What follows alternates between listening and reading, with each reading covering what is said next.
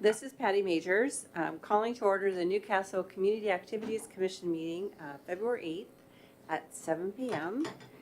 This public meeting is being recorded and may be viewed later on the city's YouTube channel.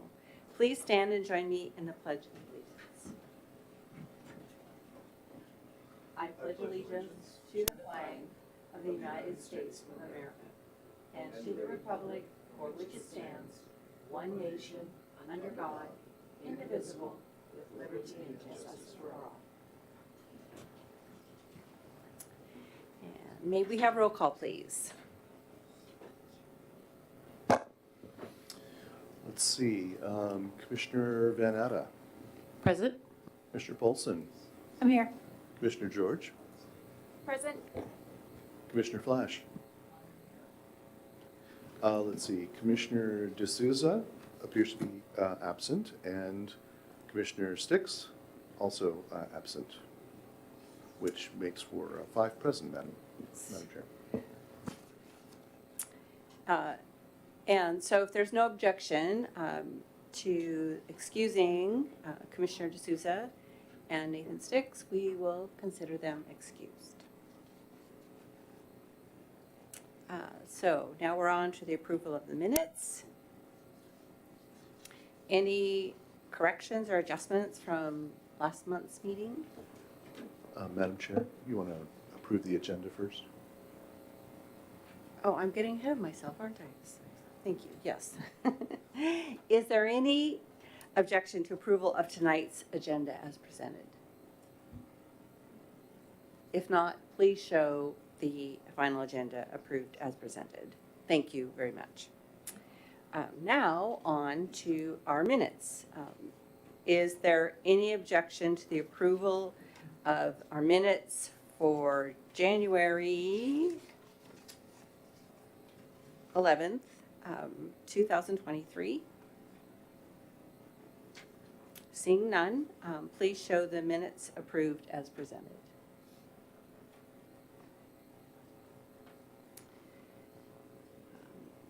And do we have anyone for a public comment? Okay. Anyone online? Okay, thank you. So now we'll move on to Commissioner comments and celebrations. And Commissioner Flash, we'll start with you. The only thing I want to do is wish everyone a happy Lunar New Year. And I know it's past, but that's all I have to say. Great, thank you. Commissioner George? Good evening. I wanted to bring to the attention that there is an event coming up on Saturday, February 11th. There's a hike and a rally to bring awareness to the Save Coal Creek initiative, which as the CAC should be something we are aware of. While not in Newcastle, the 12-acre property proposed for development borders us on Lakemont Boulevard. And the Save Coal Creek organization has put together a 9 a.m., they call it a march, but I'm calling it a hike because it's through the Redtown Trailhead all the way to Newcastle Beach Park. You can join folks 9 a.m. at Redtown Trailhead, or you can join a little bit later at the YMCA Trailhead. At 12 p.m. at Newcastle Beach Park, there's a rally and a letter writing, Rain and Shine. You can go there to learn more what they're trying to do to show your support, or you can go to savecoalcreek.org for more information. And that's it from me tonight. Thank you. Commissioner Polson? That's a tough one to follow. I just like to wish everybody a happy spring. It's coming. It's almost here. It's later, and I love it.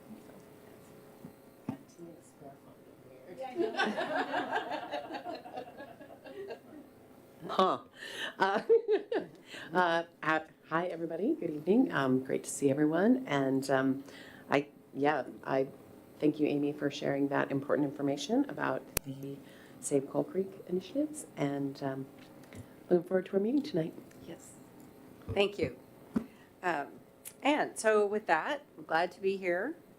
And let's move on to our reports. So, Alexa. Hello. So, my first few updates are gonna be from the city manager's report, and then I have some other things. So just so you all are aware, council's having their retreat, this Friday at Aegis, so hopefully some good discussions will come out of that. They interviewed some candidates for the interim finance director position and have a preferred candidate that they have in mind right now. So I think just waiting for the steps to move forward for that. And the permanent finance director position has been posted online. If you know anyone who you think is qualified, feel free to pass that along. And then not this Saturday, a couple weeks Saturday, the 25th, there's going to be a volunteer fair at the library from 2 to 4. So I'll be there. W's going to join me for a little bit as well. And there are going to be booths from all the other organizations in Newcastle. So hopefully it ties right back into our discussion for today, but hopefully we'll get some good volunteers out of that, which is exciting. And then earlier this week, Scott and I discussed fireworks for the 4th of July, just to kind of start that process. And so I didn't know that you can do pretty much anything you want to. So I was going to ask you all to maybe brainstorm what you'd like to see. If you have anything specific in mind, the possibilities really are endless. What we're thinking right now is in the $13,000 range, which we do have budget for. And it's basically the commercial fireworks, and then a professional fireworks show behind it. So it's kind of a double layer type thing. And there are tons of ways to get the crowd involved and to kind of fundraise as the show goes. So ideally we'll keep it around that $13,000 range. But if you have any ideas that you'd like to see happen at the fireworks show or anything that you just think would be cool, feel free to let me know, and I'm happy to discuss that with them, because who knew? I did not know that you could do really anything. So it'll be exciting, but lots to go into that. And that is my update. Great, thank you very much. Okay, so we'll start with our committee reports, and please get your updates to Amy. She's filling in for Commissioner Sticks as he's on holiday, and we don't need them. When would you like to have them? Because we don't need them until the middle of next week, correct? Sorry. It'd be great if folks got them to me right away. Okay. Well, you have it fresh on your mind. And if I don't get it by the time I need it, I will follow up with you. Okay, that's great. That works. So Commissioner Flash, let's start with you in the Arts Council. Sure. So we have a lot of stuff happening, as usual. But the first thing I want to do is thank the community really for a wonderful Lunar New Year celebration on the 15th. We did it at Aegis Gardens. We had about 600 people show up. We had anticipated 100, so we way overshot what we'd anticipated, which was, believe me, wonderful, absolutely wonderful. It was a great community partnership event. So the Arts Council partnered with the Friends of the Newcastle Library and the KCLS. Yang's Kitchen provided the food, and Aegis, of course, provided the venue. We had some great volunteers that came out, and so hopefully it'll continue to be a annual event. It kind of fits in nicely with a winter event where we do a lot of stuff during the summer, and so this could be a great community celebration during the winter months. Coming up, we have a few events at the library. We have a sound bath activity on the 25th. 25th is actually going to be a very busy day for us. We're participating that in the morning and then the volunteer event in the afternoon. And in between that, we're going to be putting up our Newcastle Youth Art Exhibition on the 25th with an opening night on the 1st. So if you want to come by and view some of the artwork that some of our youth in our community, Greater Newcastle community, have done. And it's going to be another wonderful show. We're going to do a community art project as well, or a collaborative project during that. And I want to thank a bunch of our local businesses as well who put in for prizes for our People's Choice Award. So come by and vote for your favorites in the show. We're doing a social dance class at the YMCA on the 4th. We are doing a basic ballet for adults class on the 11th at the library as well. Create your own journal on the 22nd. And then in April, we have an origami workshop going on. And then in May, we're doing a fundraiser with Mod Pizza, and we're also going to partner in a few other fundraisers. So over the next 6 months or so, we're going to try and do one a month with one of our local restaurants. So be on the lookout for that. Again, thank the local businesses for their support of the Arts Council. A couple other activities that we're working on. Davi and I are going to meet to talk about utility boxes that we decided that we were going to pursue last meeting. We got a grant from For Culture for this year and next year. So again, they're supporting our organization, which is really nice. And then we got sponsorships recently from Avalon and BCU. So, and then of course we're planning for our art fair. We're going to probably change the name to Art Fair as opposed to Art Walk in July. Also at the Commons, like we've done the last 2 years. So this will be the 3rd annual one. Again, there'll be art vendors and food and music. So something to look forward to during the summer. And that's all I had. Thank you. Great, thank you very much. Commissioner George, any updates from Chamber? Well, I'd like to reiterate the volunteer fair happening on February 25th at the library. Again, for the record, it starts at 2 for a couple hours, and it's open to adults and teens. The Chamber, along with a lot of other local organizations in the greater Newcastle area, will be there looking for volunteers, sharing information. Great, thank you. Just a comment on that. Yes. One thing is, if attendance isn't as you anticipate on that day, that is midwinter break for the school district, and so you may have a lot of people who are traveling during that period of time. So if it's as successful as you'd like it to be, if it feels like something, or you get a lot of people who are saying, gosh, I really would like to do that. Unfortunately, I'm going to be out of town, maybe choosing a follow-up date for that too, just in case. It was graciously organized by the library. Yeah. Yeah. Oh, yeah, no, Yeah. just not a criticism, just a acknowledgement of there could be some people traveling. That thought crossed my mind. And since a lot of our high schoolers, Yes, yep, for sure. Okay, and just then one last, I will, and realized I intended to print copies of the working committees that we had agreed on so that everybody had a final copy. I'll just send to you.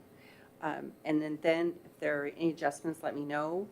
And then we can start, getting into our rhythm of working on Newcastle Days, getting ready for summer concerts. We've got Earth Day, potentially teed up. And then some of the other, our working committees of volunteer recognition and neighborhood leaders. So I'll get that out to you, and then we'll start coming up with a plan to regularly meet and get that started. Okay, then let's move on to general business. And now we have an opportunity to hear from Alexa and Davi of the Newcastle Volunteer Programs and Safety Guidelines.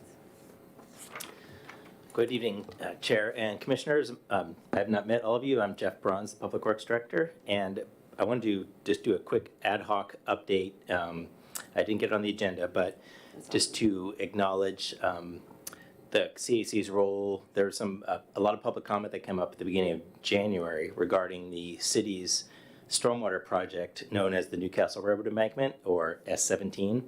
And that project has a very colorful history. It's essentially the embankment is regulated as a dam by the Department of Ecology. And something happened in 2018 that caused the water to no longer flow underneath. So that became an emergent situation. And so in order to get the regulatory approval to fix that project, which was constructed in 2020, we fixed the pipe. Essentially, the regulatory agencies required us to commit to restoring free fish passage through the embankment. That's known as Phase 2. And the preferred solution for that is to take out the embankment. Now, we have a commitment to take that project through design and permitting, but that's it, not construction. And since it was a stormwater project, and I think we were focused on the water elements, we kind of put off to the side the issue that the trail's on top and kind of thought, well, we'll just deal with that when and ever that comes. And so in the preliminary design, for something to work, they just showed it routing down the embankment. And public comments came up, and that were rightfully so, that, this didn't get brought to the CAC. It wasn't really brought up at all. It was just kind of a side issue. And just wanted to acknowledge that, number one. And number two, where we are with that project is we're still moving forward. We're planning to bring the design. We were going to take the design to council January 3rd, and we pulled that off to kind of regroup. And we're going to bring it back at the next council meeting and essentially add to the agenda bill. What I'm saying right now is that mainly we're doing this because we have to, the contract to honor our commitment to the tribes, and that currently we don't have any plans to construct that project. Maybe we will, maybe we won't, but if we do, if such a time we do, we would then bring the project to the CAC to discuss options for how we would route the trail. And definitely, we heard the comments that the preference is to keep it on the current alignment, which would be a bridge. And planning level cost would be about $750,000 to do that. But either way, we'd consider that a separate project because those type of pedestrian bridges are done. Let me back up. So the embankment, we do what is called design and then bid the project. So we have a consultant design it, and we've set up a package to bid for contractors. But types of pedestrian and trail bid bridges aren't done that way. Usually just hire a company that comes in there and builds it because they're kind of proprietary. So we would handle that as two separate distinct projects. We'd have, if we ever come to a point where we're planning to get to construction, when I say get to construction, like actually schedule it, what we do is come to you and say, hey, this thing's looking real, so let's talk about options for a bridge. And look at the styles and the designs and how it might function, and then that would help us inform what kind of contractors we'd solicit, and then we would have the two scheduled. So either the same construction season or as soon as we could afterwards, we would get that bridge put in. So I just wanted to acknowledge that and just kind of give you a project update because we've talked about bringing you regularly scheduled updates, but that's not going to be either April or May. So I wanted to get this in front of you before the next council meeting. And I'm happy to take any questions. Yeah, that's great. Thank you. Questions from anyone? Perfect.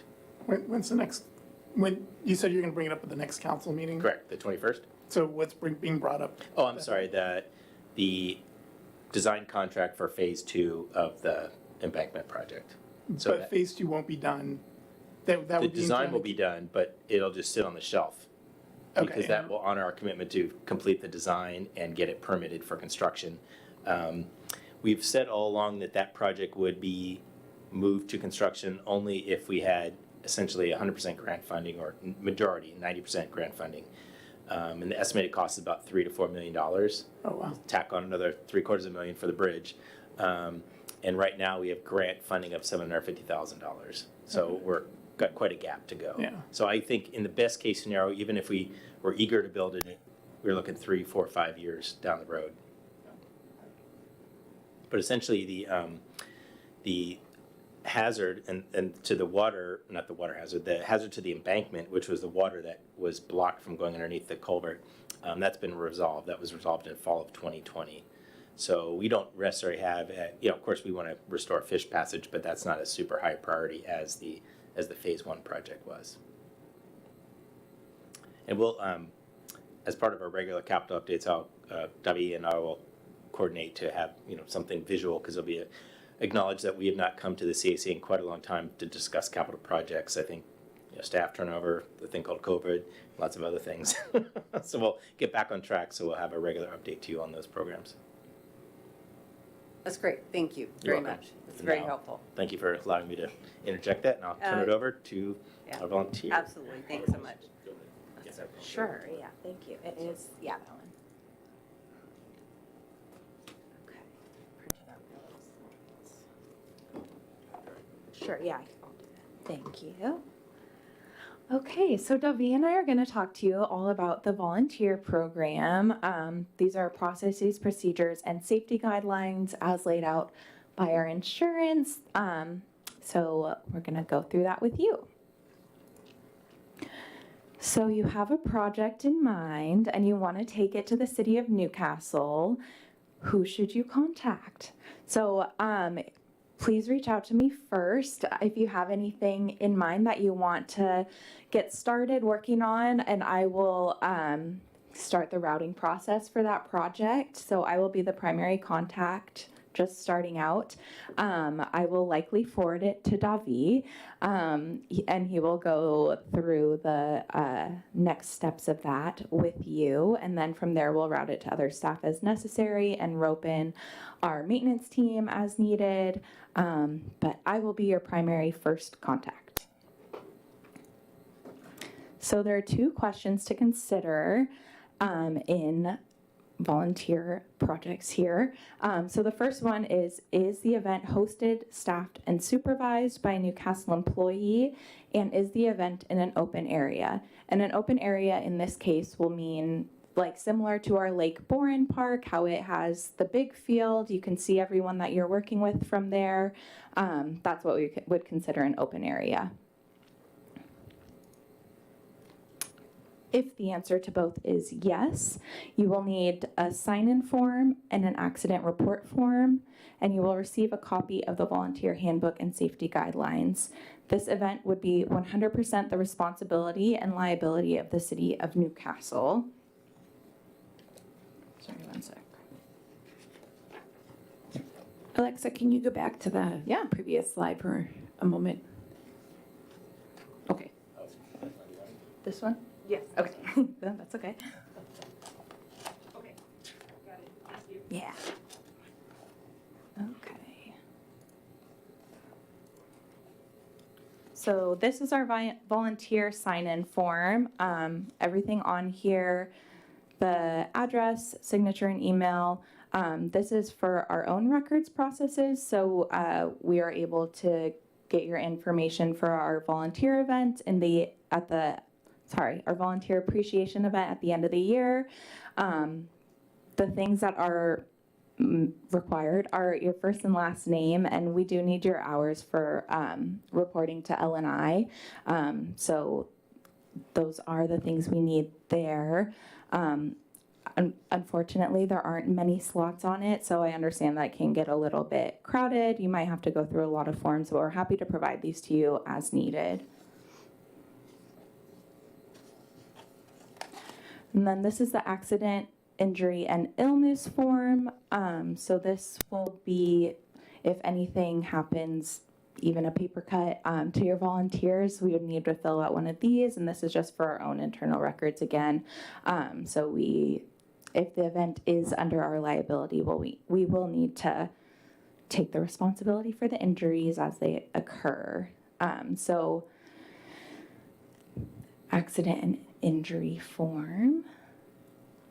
And this is also part of that form. This is just the internal side of it, so you wouldn't need to fill out this part, but this will be a witness statement from anyone that was there on the scene with you. If they saw what happened, we would ask that you fill that out. If the answer to either question is no, then we will need more information from you. Forms and a background check requirement will be subject to the type of volunteer event that you're hosting. If you do have group insurance, we ask that you name the city as additionally insured with a $1 million liability. And if no, you'll need to complete additional forms. So this is the volunteer project statement, the organizational volunteer service agreement, and the agreement for individual volunteer service. You'll again receive a copy of the volunteer handbook and safety guidelines, and contact me, Alexa, if you for next steps and project routing from this. So here is our volunteer project statement of commitment and individual service. And these basically just lay out the project that you're going to be doing. We do need to be fully involved with it. We have to know what's going on in our property. So that's why we ask for so much information. Again, the volunteer service agreement.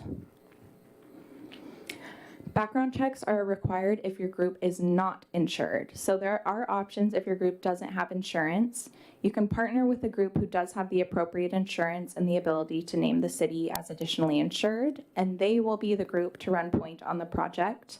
Or if coverage from the city of Newcastle needs to be extended to your event or project, our team will work with you to fill out the necessary forms, assign a group leader, and a volunteer coordinator.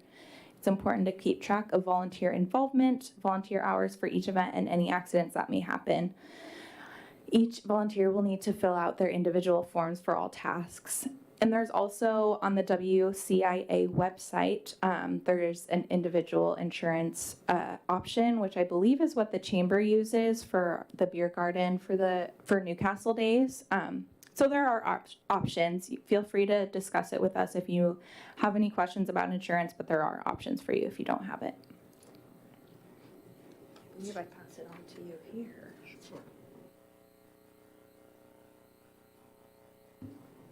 Okay, here we go.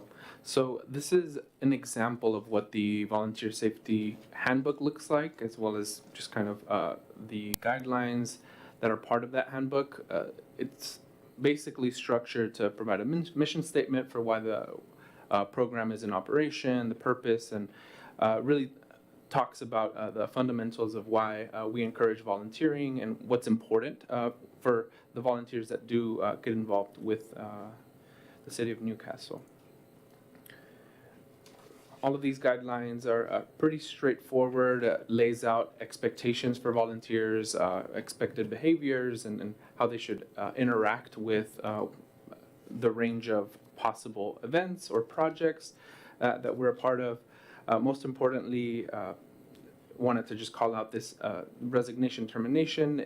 Volunteer placements are made conditionally. Either the city or the volunteer can terminate the arrangement at any time. There's no need for them to be tied to a project through any time period. It's just a matter of kind of how long they want to be involved for duration of an event or a project. Generally, we have a one-pager that outlines specific safety guidelines. We really think about this applying to physical labor and labor that involves handling of potentially dangerous material. We really don't encourage the use of chainsaws by volunteers and really encourage really clear leadership around training related to the materials that are unsafe to use by volunteers. So just making sure that there's clear guidelines for the use of these tools.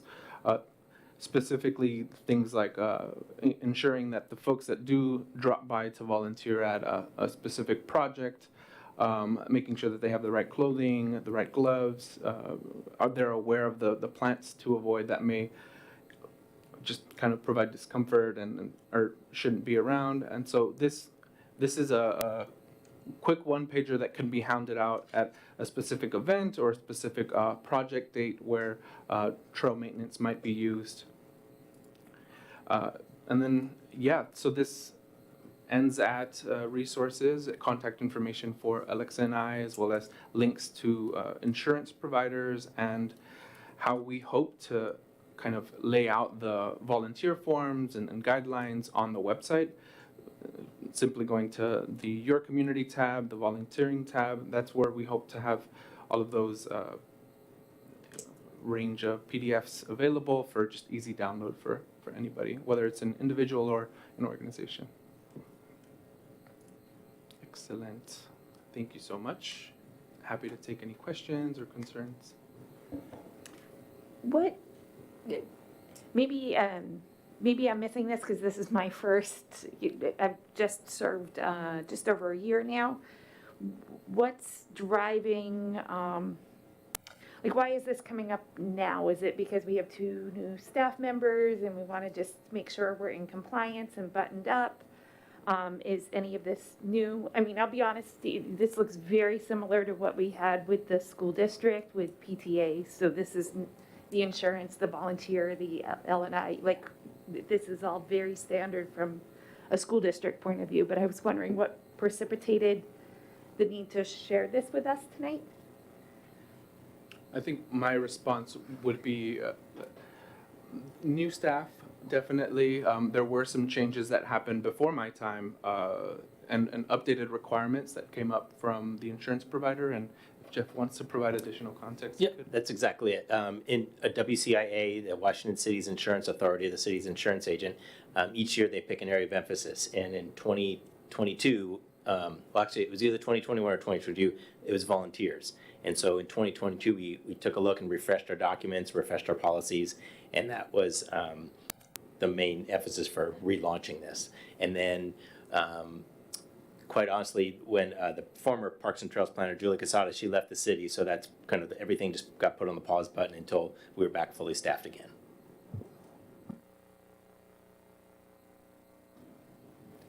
Any other questions? So if I understand correctly, the volunteer only needs to do the background check if it's, I'm trying to imagine a scenario, A, not a Newcastle staff involved, and then B, well, maybe it's just A, right? That is my understanding Okay. too. Yeah, if they don't have insurance is the big There's not. thing for us. Yeah, they Yeah. need to do a background check. Okay. If it was, sorry, just a quick question.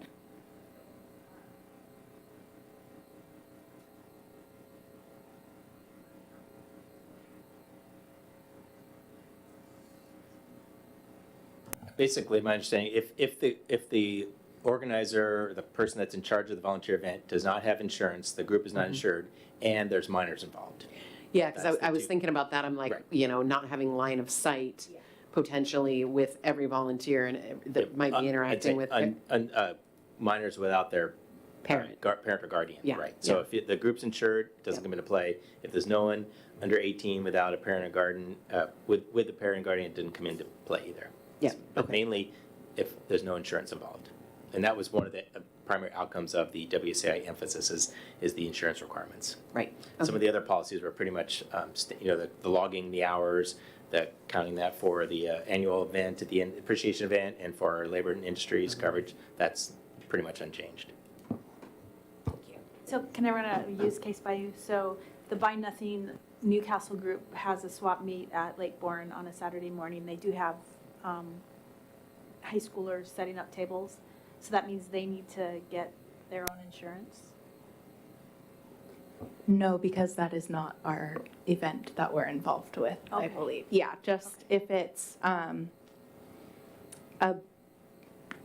big volunteer event that they want to have on our property or have us involved with, then we would need to start that process. But if it's just another like small event like that, then they shouldn't need to go through any of got that.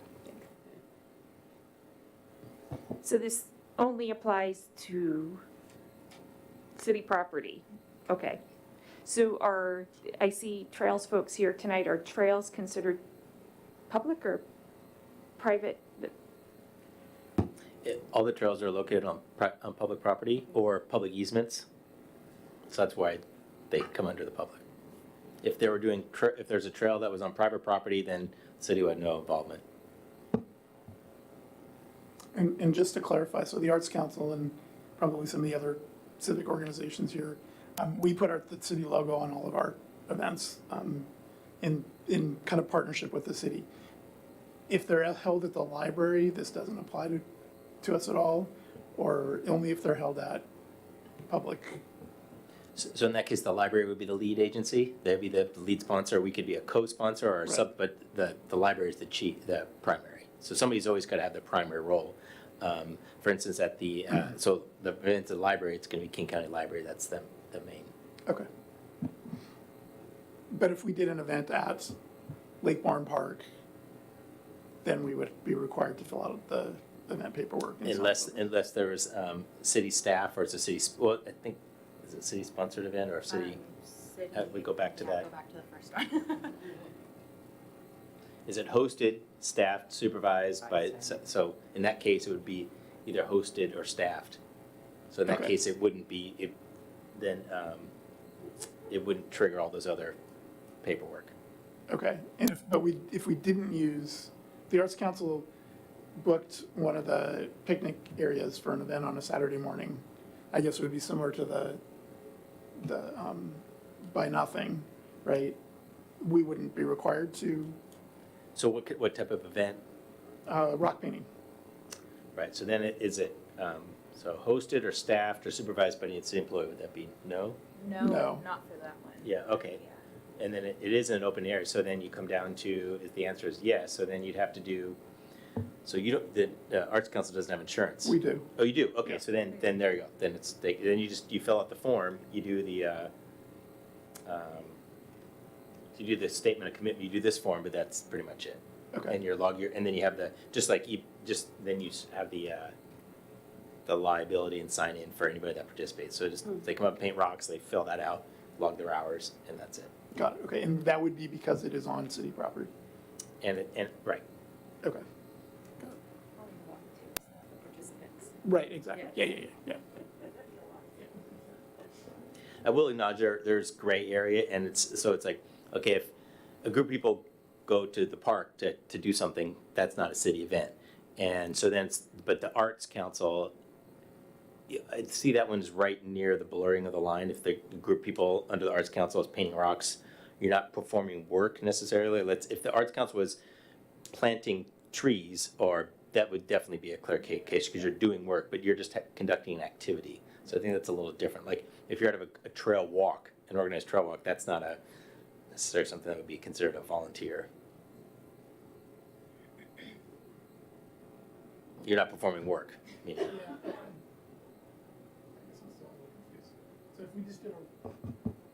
if we did a rock painting event, we're not doing work, so that wouldn't fall into the criteria.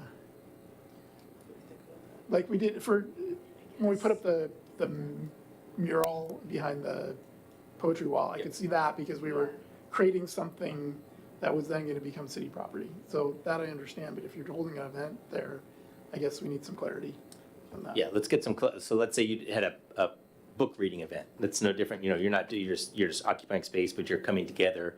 I don't know if that would be considered a volunteer event. Okay. So let's get some clarity on that because I want to make sure the distinction between and is the distinction whether you're performing work, for instance, versus just coming together or hosting an event. So like Newcastle Days, I wouldn't necessarily call that work, but you're actually putting on an event and things are happening. And how does that compare or contrast to a reading club or a rock painting? Right. You can right. say that they're very similar or they're very different. So we'll get some clarity on that. And I apologize for not having a definitive answer. Well, and I think that probably gives us the opportunity of reaching out to Alexa, and Duffy and, sort of sorting out some of those Yep. details I love that we have this clarity and definition, and I think that's, that's a really good thing. And also, if I may, like open the floor to Gary and Peggy if you've got any questions or for the team right now. I mean, you know how to reach us, but if you've got any questions, we've got.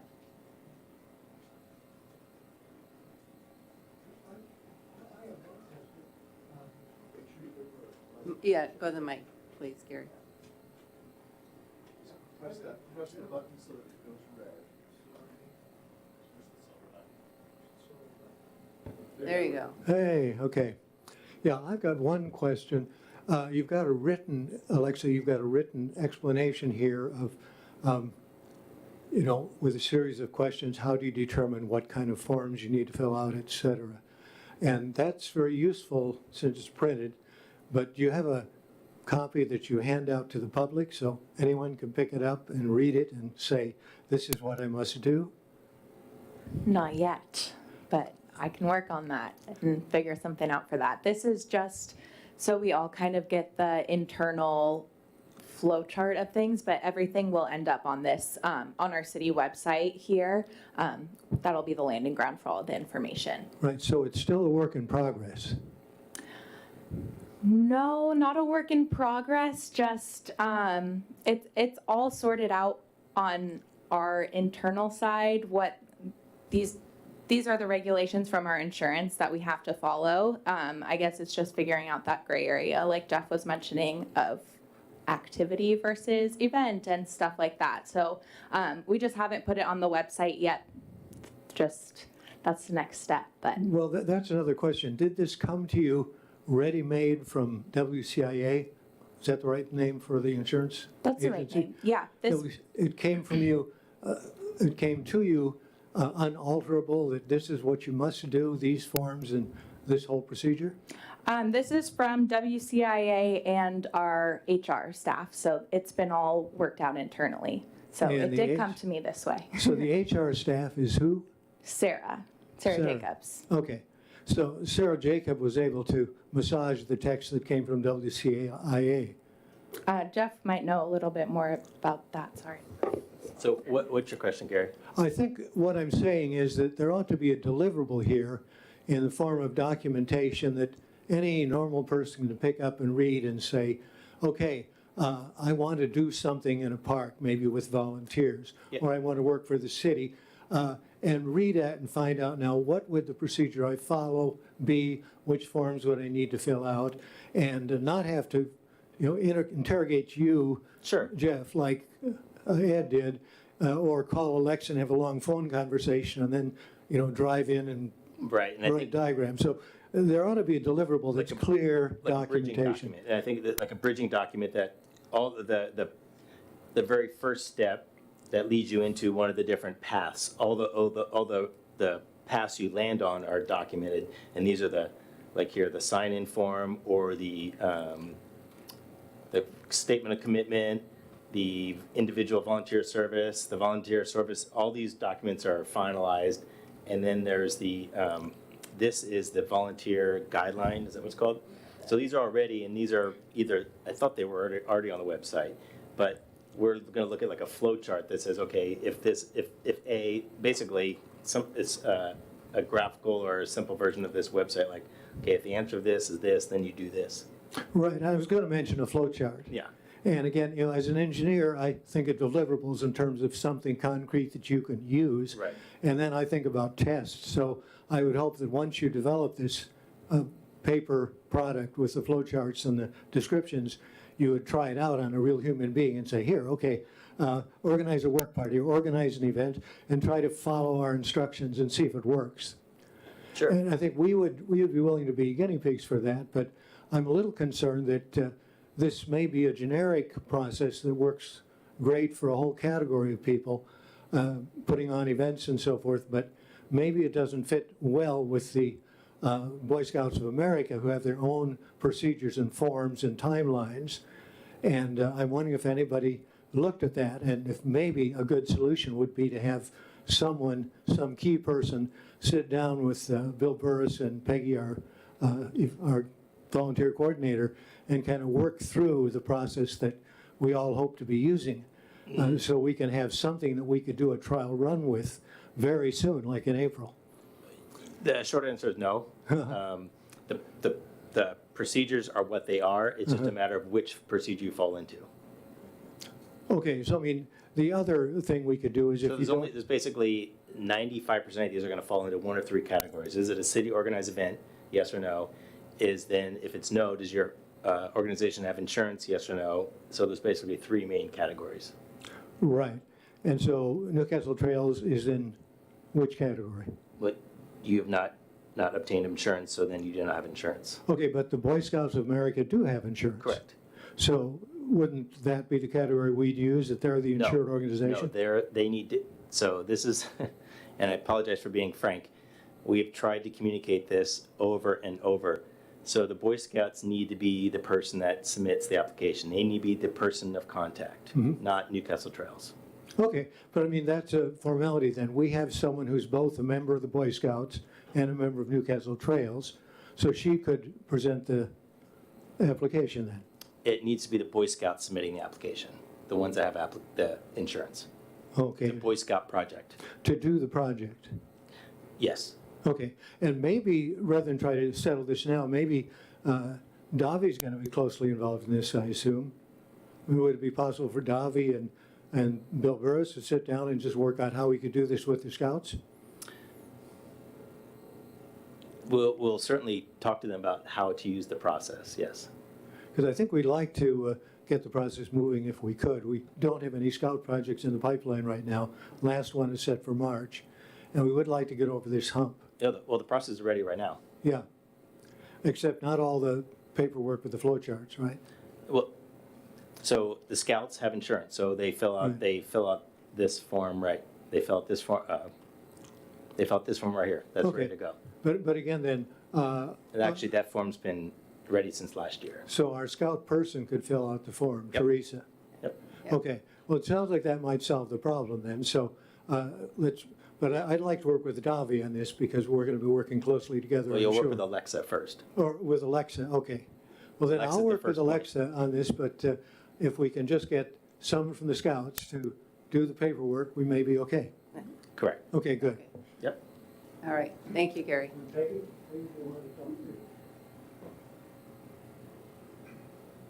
Haven't quite got it figured out yet. The way I work, I'm out on the trail. It's a project that I've already gotten approved by the city to do. And scouts, Eagle Scout candidates would be applying to do it, presumably. But they don't necessarily know exactly what, I need to vet what they say they're going to do. Right, and you would do that before they fill out this form. And then once they fill out the form, it's their project, the scout project. And not check them, they're kids. No, because it's a scout project, they have insurance. Okay, so if they have a project and they say what they're going to do and it's wrong, You can work with them, but it's their project. They're the ones that filled the form. yeah, they're working with me. Right, that's fine. They're the Okay. ones that fill out the form, though. It's their project. Okay, so if it's wrong, it's your problem. We're not communicating, but it's a scout project.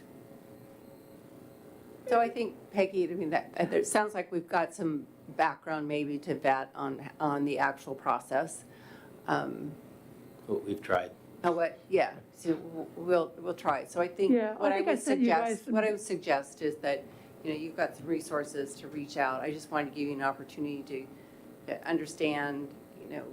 Right, And I what have, we'll have do this is process in I have place. another one. We'll work on a flow chart to try and make it as crystal clear as possible. Yeah, okay, another question. Really quickly, just before you ask that next question, I'd like to suggest, Madam Chair, that maybe part of the difficulty is that we're thinking about this in terms of ownership of a project, whereas where the city is coming from has to do with ownership of liability. Yeah. And that may be a difficulty, a hurdle to get over in this case. So I'm just throwing it out there. Yeah, I think that's fair.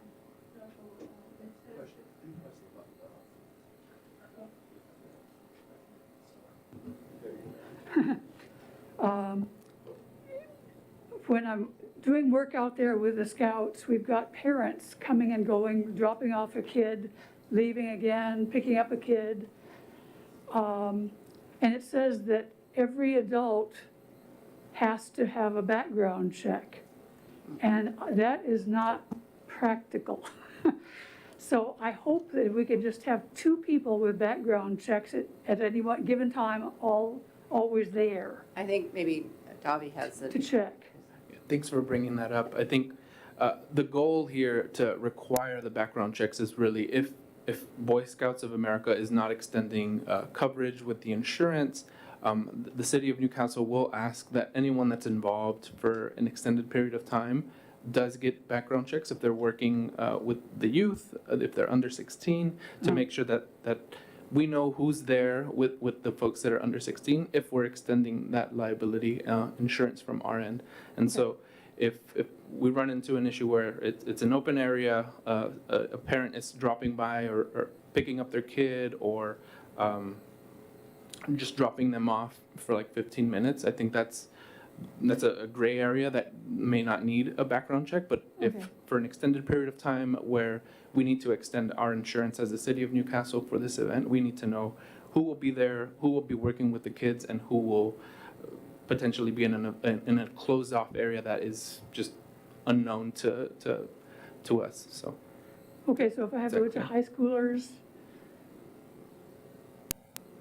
then if I have a background check, I can supervise the high schoolers and it doesn't matter that nobody else does? Okay, and the scouts require two. That's right. So if the project that you're working on is covered by Boy Scouts of America's insurance, we wouldn't No. require the No, I'm background. just talking about high school community service hours. Yeah, high school community service hours, I believe that's something that, if we're going to extend the coverage, that it'll be important for you to get a background check. You have our one filed with us Yeah. already, and if anyone else is helping you, that we just get them to provide a background check as well, and we should be Okay. okay there. I may not know who's gonna help me, if anybody. Sometimes a parent just decides to stay. No, we should definitely know in advance.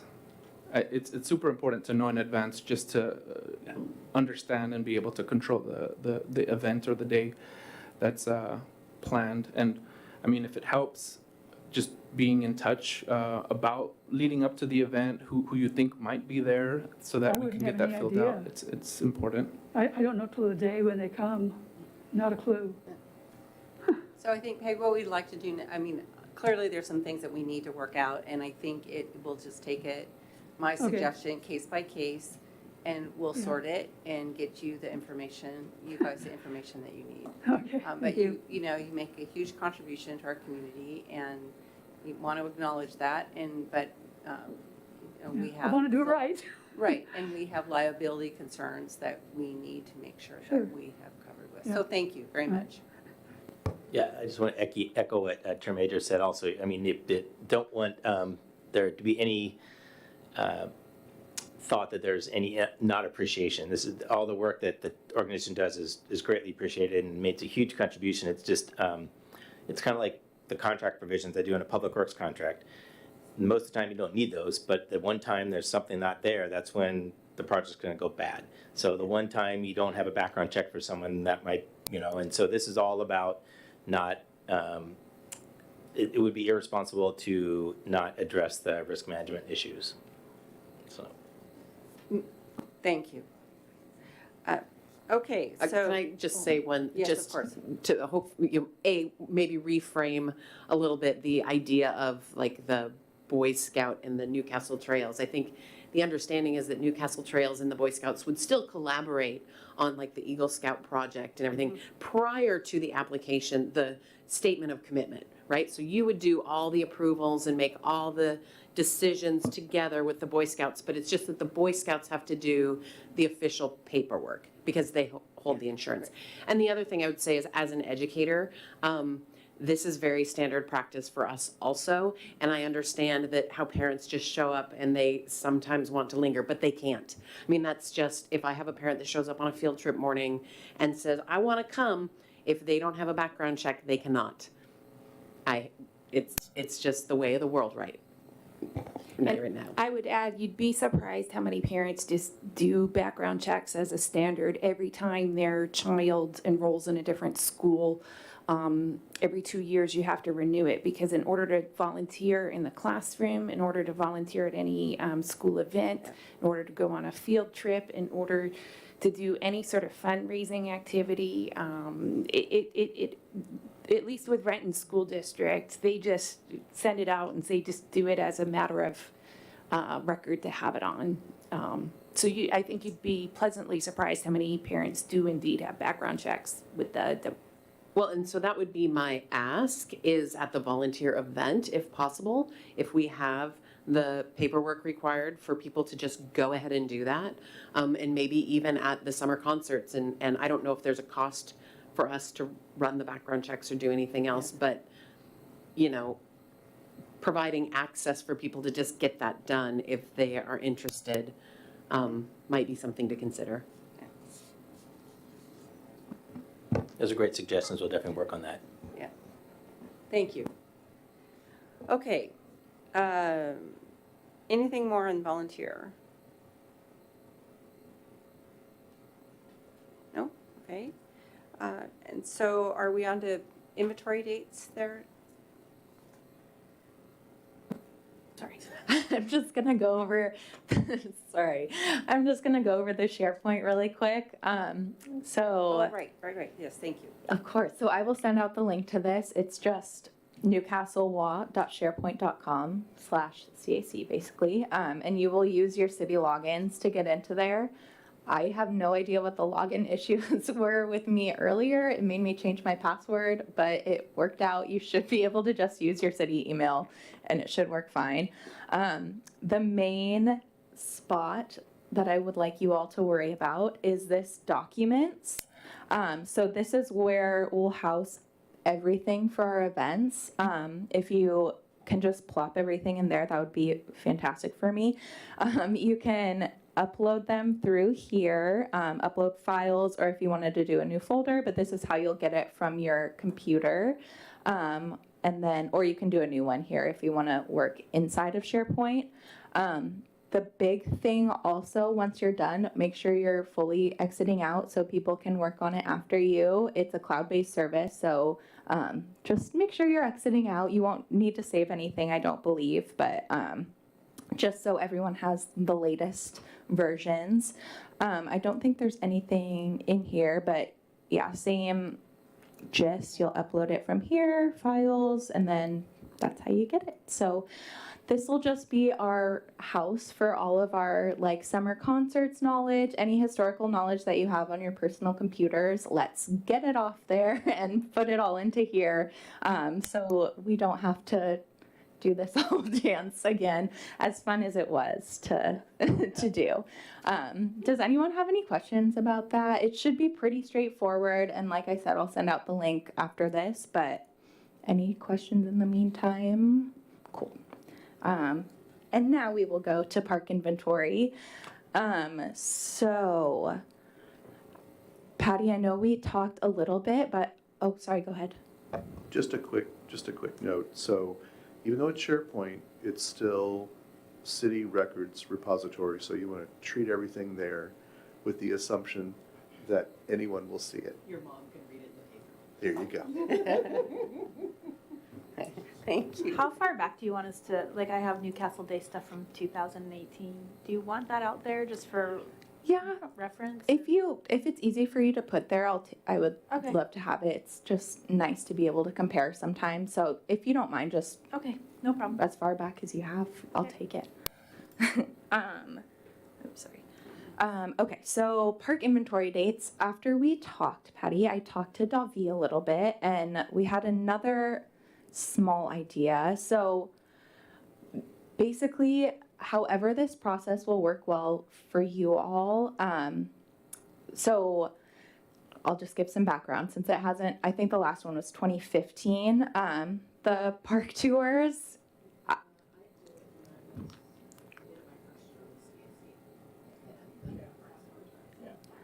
That's the paperwork I saw, but maybe there was something else in there. Ah, okay. Well, the last one was at some point. It's like probably 17, when did you join? Yeah, probably 17 or 18, I Okay. think was probably I mean, it's been a while, but yes.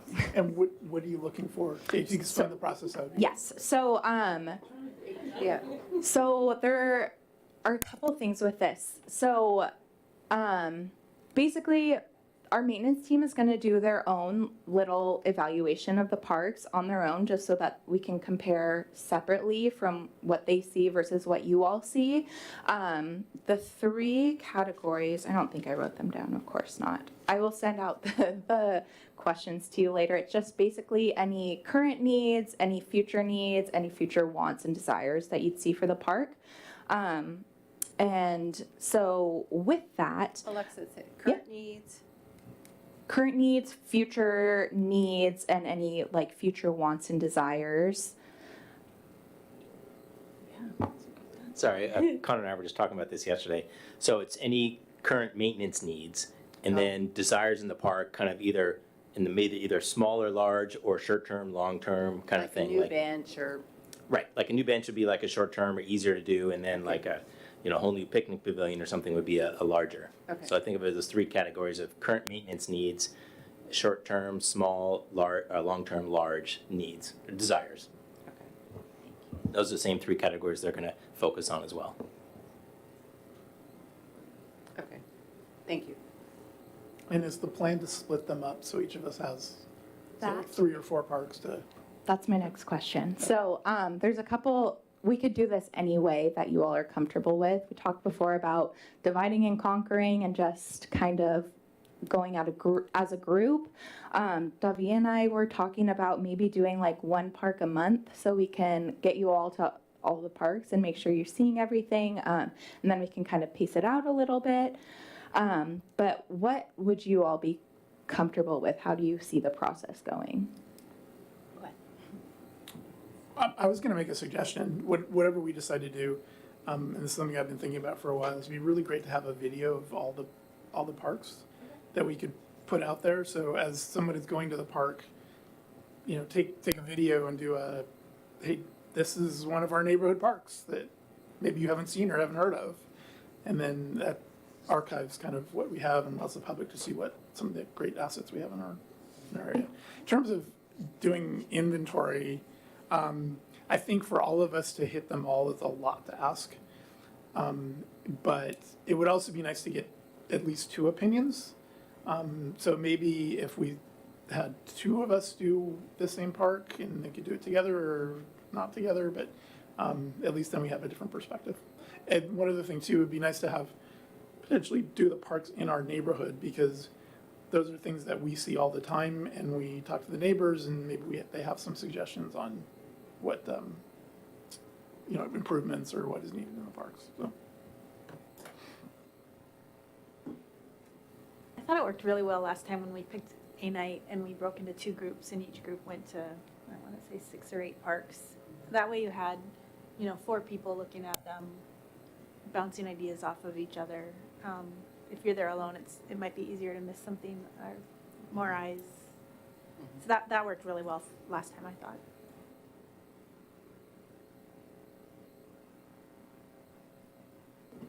Any other suggestions or ideas or anything? I should probably know the answer to this, but how many do we have? 20? Yeah, it was an all-day deal. I do not know how many. I want to say like 16 or 17 developed parks. Sounds about right. And then we have, like May Creek Park's considered undeveloped park, and the park at 95th, or the feature park at 95th.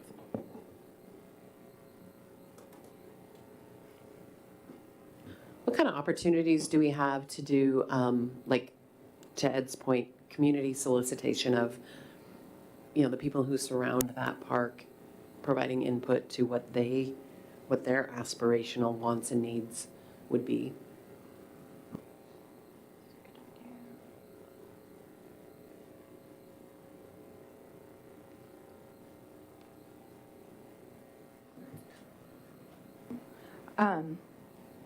Where are you gonna go? You can go ahead. I was just gonna say, that sounds like a great idea. I don't know what capacity we have to do that now or what issues, but I think that would be a great idea. I like writing surveys. In theory. I know how to use Microsoft Forms. I know. 16 parks officially, plus May Creek.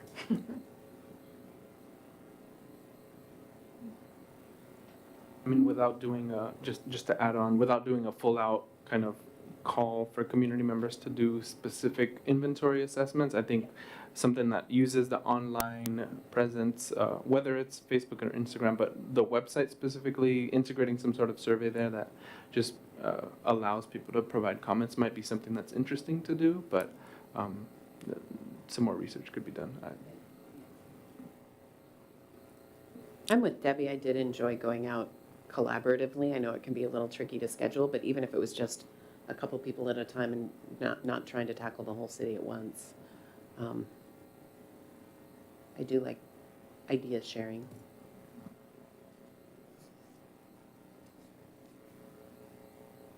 Well, if you all are comfortable, I guess it would make sense to just divide in half. I don't want to do this while we're missing 2, but maybe if you all wanted to start just thinking about some dates that would work or what process you'd feel most comfortable from that, and I'll get some like specific things that we should look for.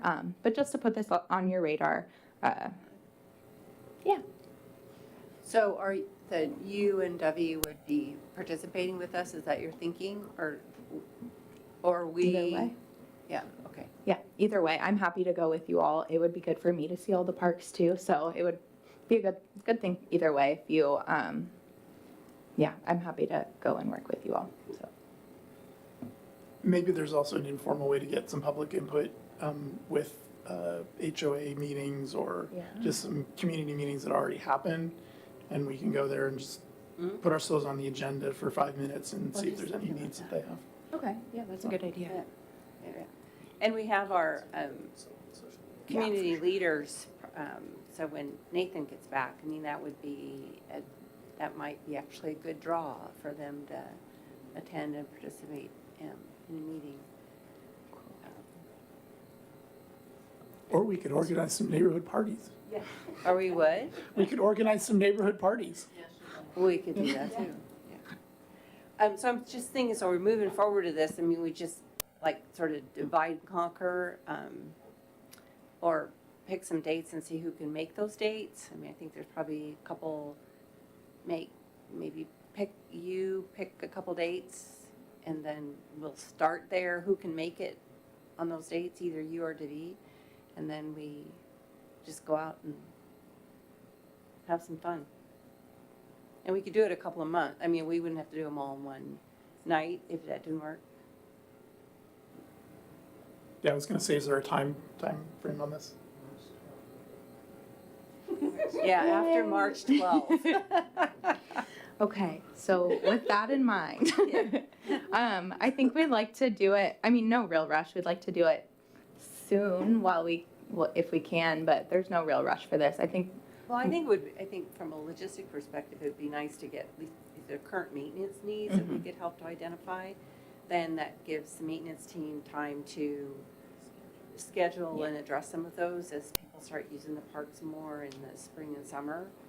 So just an idea. yes, and keeping in mind, we will have the 4th of July and everything to go with, so just, yeah, keeping that in mind date-wise. But yeah, I will send out some dates to you all, and I'll work with Davi to figure out maybe a little schedule that would work for something like that, and then go from there, if you're all comfortable with that.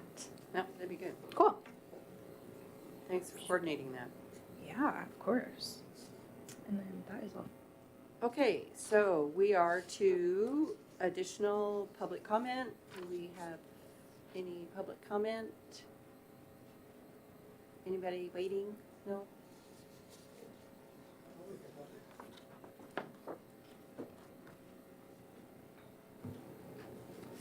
Yeah, I sent you all a list of possible things the CAC could do.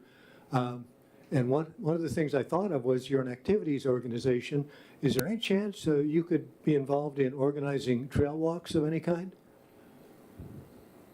Well, actually, that has been a topic that we have discussed, so the short answer, yes, it's a possibility. I think probably now looking at our account, that would be something we would take and discuss. Right, okay, so I'm hoping we can get some of those things on your agenda because it would be nice to have the walks, and there's some other things that I think would be great for the CAC to do. Yeah, that's great. We've got your list. We have your email here, so thank you. I'm good at making lists. Okay, thank you very much. Okay, well, I look forward to meeting with Alexa then, and if you could give me that printed copy, with the structure choices, and then we'll set up a meeting with you. Thank you. Patty, I have a question for Alexa, if I can Yes. pipe in here. So on the 4th of July, how does the $13,000 come? So you asked us to think about what we wanted, but I have no idea what fireworks cost and all that stuff. So how does that compare to what we've spent in the past? So we can kind of say, gee, it was really great what we did in the past, but that's not within the budget, or what? Sorry, here we go. Okay. So before we spent about 10,000, and I didn't know anything about fireworks either, so this was all just new to me. But before we spent about about 10,000. This 13,000 number is the next like step up in being like a double layered show basically. And yeah, the number we can spend much more, much less. Basically, they had the ability to work very well within our budget, and we do have the money for that number, and that's the number as well that Scott felt pretty comfortable with. But we just wanted to come back to you guys to see like how intense we wanted to be, I guess, with the show. But yeah, before it was about the $10,000 range, and I believe it was just the one show over the lake that was about 15 minutes.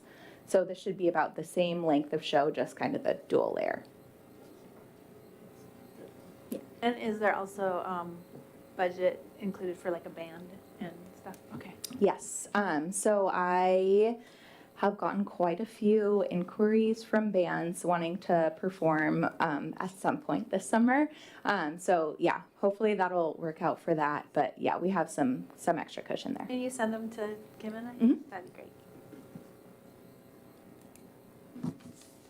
And just on a quick note, we have the car show folks have already reached out to me, so they're ready to roll. So I will connect with you and with some contacts to get that started. Okay, so nothing else. We are on the calendar for March 8th, same time. And with that, we are adjourned.